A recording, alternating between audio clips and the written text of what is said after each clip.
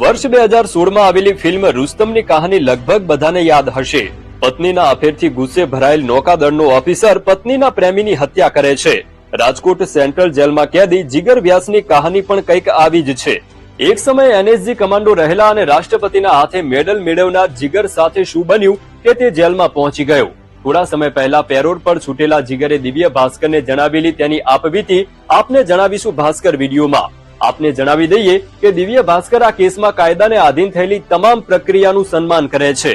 વર્ષ 2000માં જીગર સેનામાં જોડાયો। તેનું પહેલું પોસ્ટિંગ મણિપુર થયું અને પછી જમ્મુ કાશ્મીરમાં ફરજ બજાવી। 2008માં જીગર એનએસજી કમાન્ડો તરીકે ગુરુગ્રામના પાલમ એરપોર્ટ પર તૈનાત હતો।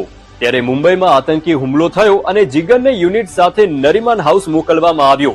એ વિશે તે કહે છે, 36 કલાક સુધી ચાલેલા ઓપરેશનમાં મેં અબ્દુલ હમીદ નામના આતંકવાદીને ગોળી મારી। આ દરમિયાન મને જમણા પગમાં ગોળી વાગી હતી। વર્ષ 2015માં અણધાર્યો વળાંક આવ્યો। જીગર જેલમાં પહોંચી ગયો।